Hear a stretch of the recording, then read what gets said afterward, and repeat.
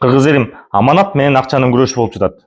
Могу эки сүрөт коюп койдум. Бул таң калышыңар мүмкүн эмне болгон. Үстү жагында, жогору жагында Ормуз кысыгы. Жанагы Америка менен Иран согуш чыкканда ирандыктар дал ушул кысыкты кысып койду. Кымбатчылык, каатчылык башталды. Ал эми астында Монако жанагы так эле F1'ди уюштура турган биримдик ошол жерде жайгашкан. Астында яхталар. Аларда дүйнөдө карапайым калк эмне болуп атканга аларга 1 тыйын. Ошон үчүн 0,01% деп пайызды көргөзүп турат. Ал эми тиги үстүндөгү 99,9% деп турган бул ошо Ормуз кысыгындагы жанагы бензин, ун дегиле койчу. Адам баласына керектүү тамакты ташыган ошол кысылып, каатчылык болуп, адам баласы коңгуроо кагып аткан учурда тигил F1 деп жазылып турат астында, карасаңар. Миллиардерлер аларга 1 тыйын. Кайыктарын жанаша коюп, F1'ди күтүп отурат. Эми булардын ниети баягы Азаттыкка билдирип атат. Биз 20 жыл деп. Мелдеш болбойт деп үмүттөнүп турат экенсиңер. Биргелешкен аракетибиз жок дегенде 20 жыл созулат деп ишенебиз. Эдуард Куатов айтып атат. Да, мы вообще, честно говоря, международный чемпионат Формулы-1 хотим проводить ежегодно на международном уровне, как этап. Чемпионат такого высочайшего уровня мы могли проводить ежегодно. Жыл сайын деп. Эмне ысык көлүбүзгө ушинтип, алып келип алып булар шернесин уюштуруп. Турнира Международным союзом водно-моторного спорта выделено $5 миллионов.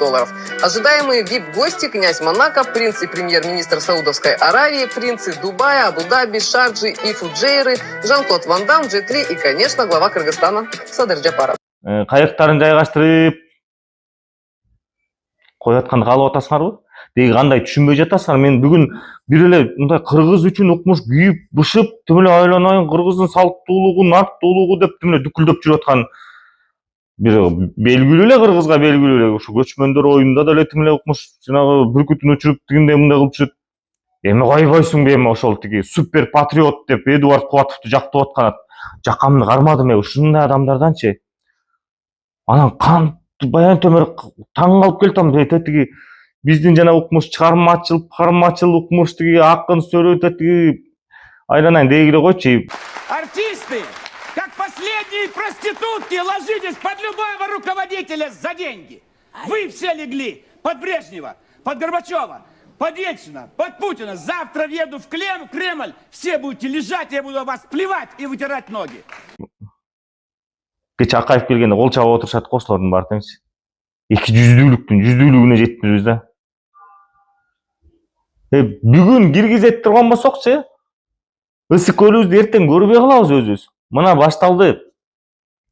Башталды мына туризм ошо агенттиги Чолпон Атада бир 5 жылдыз отель салынат деп. Ал отельдин түбү Америкада экен. Ал отель эмес, ал курорттук зона дейт. Ал курорттук зона салынса ким иштейт билесиңерби? Англис тилин билет деп биринчи индустарды алат. Кыргызда иштебейт.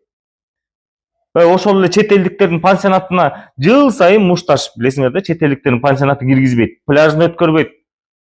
Өзүбүздүн жергиликтүүлөрдү. Кырылыш, сезон башталганда уруш. Текшергендерди коюп, текшербей да алабыз. Бул деген тиги укурукты алыс таштагандык эмес ал. Ал деген биздин элибизди, жерибизди мындай айтканда ошолорго баянда какшыгам. Бул чет жерде тиги Англияда тиги жана 30 миң деп пияз теремдегендер аз келгенсип.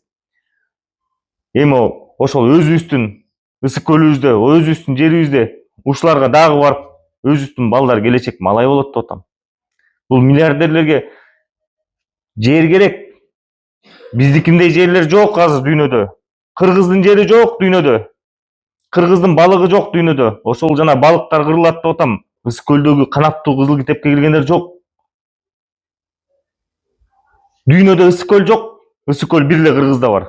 Биздин берметибизди, мындай айтканда бул берметибизди бирөөгө тарттырган жатабыз бир. Анан ушундай биздин эле чиновниктер, бийлик Өнүгүү андай эмес. Мына мен дүйнөдө эң эле өнүккөн деген Швейцарияга былтыр баргам.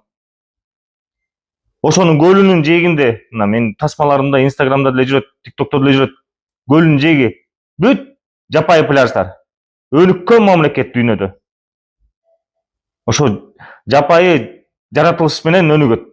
Ошонусун сактап, тим эле мондай укмуш тиги миллиардерлерге алар ордун бошотуп берип койбойт. Ал жакта эли да кыйын, мыйзамы да кыйын. А бизде элибиз кыйын, бирок мыйзамга келгенде кыйын эмеспиз. Бийликтин көзүн карап, улам тиги укмуш өнүгүп атат деп кайдыгер болбойлук, өзүбүздүн көлүбүзгө өзүбүз түшпөй калабыз.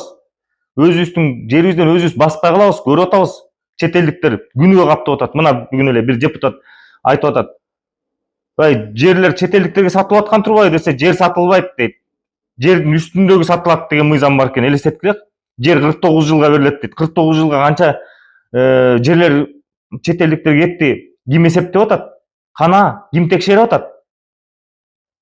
Bunday кебетес менен дагы 1-2-3 жылдан өзүбүздүн жерге өзүбүз ээ боло алабыз.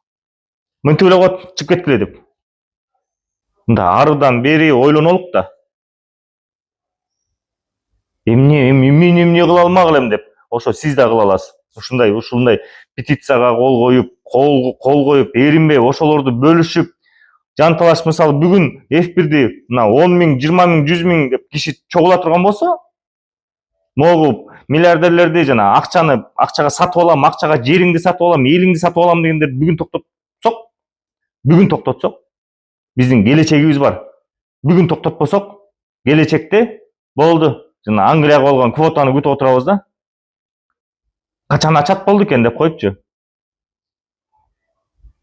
Бул бийлик өнүктүргөн жок. Мен ошол эле айтып атам. Бул бийлик Кыргызстандын келечегин ойлогон жок. Мен ошону эле айтып атам. Булар чет элдиктерге жерибизди мына ошол эле дагы айтып атпаймынбы, дагы ошо жана депутат.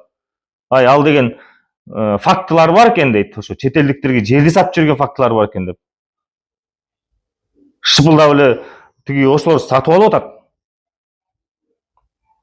Ошо Ысык-Көлдүн эмес, деги эле Кыргызстандын 7 дубанында экологиялык маселе көйгөй, алтын казып аткандар, тиги мына